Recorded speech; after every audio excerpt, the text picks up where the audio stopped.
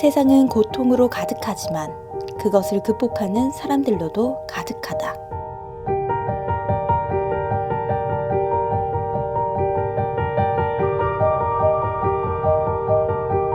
세상에 존재하는 다양한 고통들, 그리고 수많은 고통에 맞서는 기적과 치유의 땅. 오늘은 불치의 병을 고치는 기적의 성수가 솟는 곳, 성모 마리아의 발현지 프랑스 남부 도시 루르드로 떠나보자.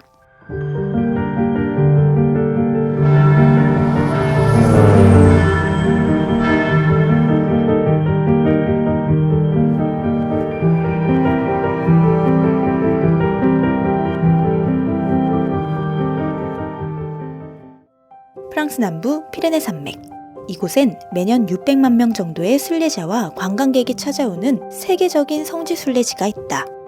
몸이 아파서, 마음이 다쳐서, 기적이 필요해서, 혹은 단순한 궁금함과 함께 사람들은 이곳 루르드를 방문한다. 맑은 공기와 피레네 산맥의 아름다운 자연경관을 선사하는 이곳. 과거 이곳 치유의 땅 루르드에서는 성모 마리아가 18차례나 발현하는 특별한 일이 발생했다.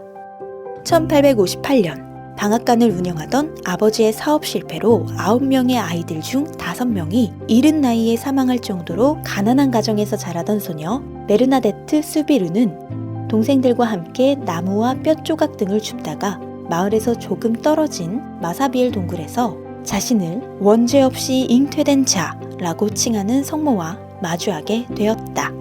성모는 동굴 바닥에 고인 흙탕물을 가리키며 가서 물을 마시고 몸을 씻으라고 했는데 베르나데트가 땅을 파자 그곳에서 마르지 않는 거대한 샘물이 솟아나기 시작했고 이후 수많은 병자가 샘물을 마시거나 몸을 씻었더니 어떠한 의학적 설명도 불가능한 기적적인 치유 사례들이 보고되기 시작했다.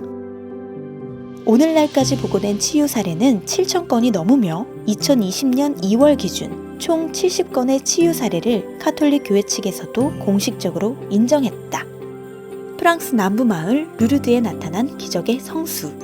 작은 소망에서부터 기적을 바라는 간절한 마음까지 사람들은 다양한 크기의 희망을 꿈꾸며 이곳에 있는 기적의 성수를 찾아온다. 이곳에 나타난 성모의 메시지, 회개하고 죄인들을 위해 기도하라.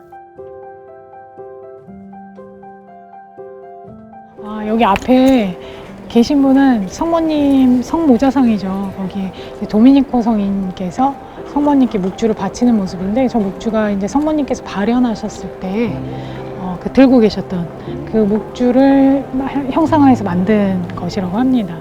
그 묵주. 성모의 뜻을 따라 이곳 루르드는 기도하고 회개하는 순례자들을 위해 샘물을 무료로 개방하고 동굴 왼편에는 마실 물의 수도꼭지를 그리고 오른편에는 몸을 씻을 수 있는 곳을 준비해놨다. 나는 다른 사람과 똑같은 인간입니다. 만약에 성모님이 나보다 더 작은 사람이 있었더라면 반드시 그 사람을 뽑았을 것입니다. 하느님만을 바라보며 고된 삶을 이겨내고 나간 영혼의 투명함을 가지셨던 벨라데타 성녀. 나는 너를 이 세상이 아닌 다음 세상에서 행복하게 해주겠다는 성모님의 약속을 가슴에 새긴 채 소박한 삶 속에서 커다란 믿음을 보여주셨다. 가난의 고통이 있었지만 치유의 영광을 보여준 성녀 베르나데트를 통해 우리는 오늘도 기적을 믿어본다.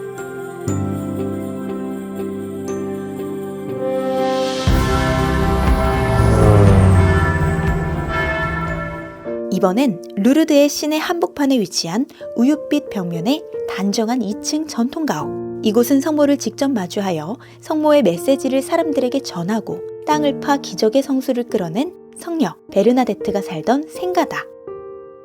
천성이 워낙 착한 아버지 수비르가 늘 품삯을 제대로 받지 못하고 자신보다 더 가난한 처지에 있는 사람들에게 공짜로 일을 해주어 경제적 어려움을 겪으며 살았던 성녀 베르나데트의 가족. 이곳 생가에 진열되어 있는 성녀 일가의 모습을 담은 사진과 사파는 가난했던 처지에도 단란했던 성녀 가족의 일상을 보여준다. 성모 발현과 관련하여 의심 많은 불신자들로부터 심한 고통을 받기도 했던 성녀 베르나데트 수비루. 그럼에도 오랜 기간 조용히 타인을 위해 봉사하며 살아가는 삶을 선택했던 성녀.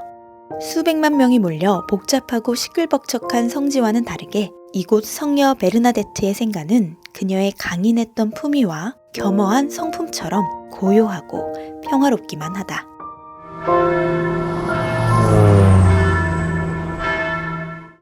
기적의 땅 르르드에서의 마지막 순례지는 이곳에서의 성모 발현 100주년을 기념하며 1958년 만들어진 비오 10세 지하 대성당이다.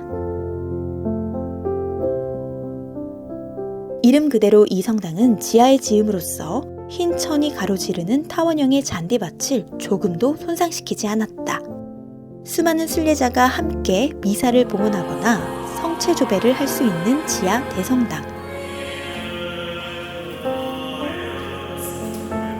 이곳은 길이 200m, 폭 81m의 예수님을 상징하는 물고기 모양으로 설계되었으며 약 2만 5천 명 정도의 사람을 동시 수용할 수 있다고 알려져 있다.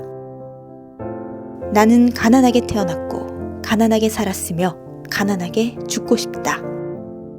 가난한 삶을 사랑했던 성 비오 10세 교황을 드러내듯 이곳 지하 대성당의 내부는 화려하지 않은 단순한 모습을 지닌 채 평범한 순례자와 관광객 한 명 한 명의 희망과 소망의 기적을 실어줄 수 있도록 또 다른 치유의 순간을 기약하며 르르드에서 자리하고 있다.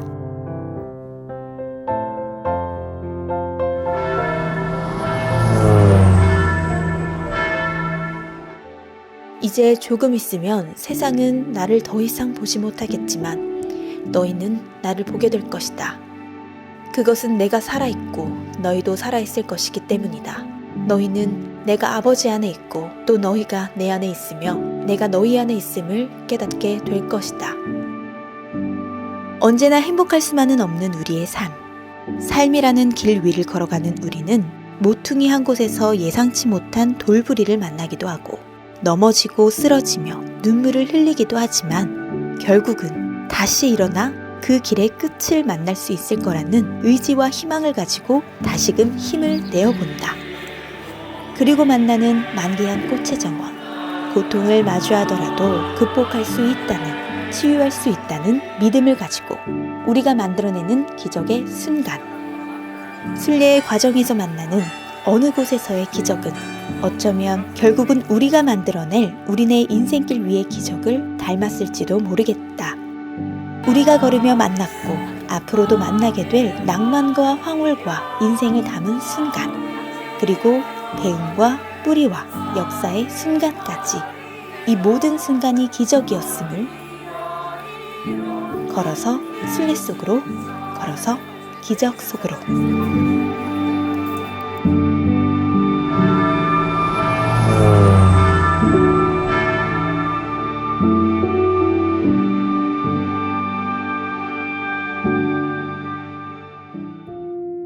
네, 가톨릭 역사에 있어서 성모님은 특별한 위치를 가집니다. 성모님에 대해서 4가지 교리를 이야기하는데, 첫째, 교회는 성모님을 하느님의 어머니라고 부릅니다. 성모님을 하느님의 어머니라고 부르는 것은 신성을 지니신 예수님을 낳으셨다는 사실에 근거하며 아드님이신 예수님이 하느님이심을 고백하는 것입니다. 성모님은 참 하느님이신 예수님이 세상에 오시는데 특별한 협조자이십니다. 그래서 하느님의 어머니라고 교회는 칭하고 있습니다. 둘째, 성모님은 원죄 없이 잉태되신 복되신 분이십니다. 천사는 성모님께 예수님의 잉태를 예고하며 은총이 가득한 이여라고 정언합니다. 이는 성모님 역시 잉태되신 순간부터 죄에 조금도 물들지 않았다는 것을 의미합니다.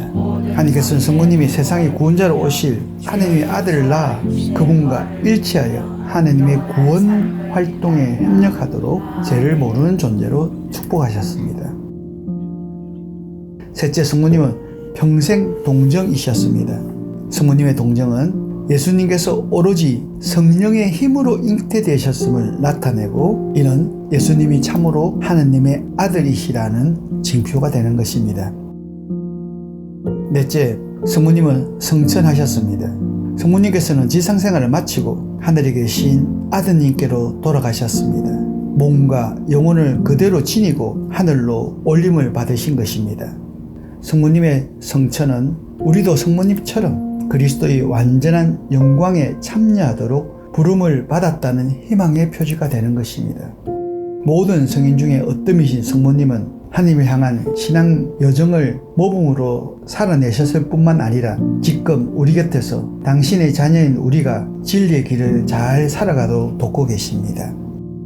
요한이 성모님을 집에 모신 것처럼 우리도 참된 신앙으로 살아가기 위해서는 성모님을 우리 마음 안에, 우리 집에, 우리 가정에, 우리의 모든 삶 안에서 모시는 그런 삶이 되어야 하겠습니다. 정성으로 준비한 보낫 투어 12일간의 순례 일정과 함께 성지 순례의 패러다임이 바뀌길 바라는 마음을 담아 영상을 준비해 보았습니다. 순례라는 도구를 통해 하느님과 나의 관계를 알 수 있는 계기의 작은 밑거름이 되길 바라며 매일을 치열하고 바쁘게 살아가는 분들께 영적인 체험과 함께 휴식 같은 시간을 만들어드리고 새 시대의 새로운 순례 여정들을 소개해드리고자 하였습니다. 시대와 사람들이 요구하는 만족하는 지상 여정의 그림들을 제시하기 위해 항상 노력하고 있습니다.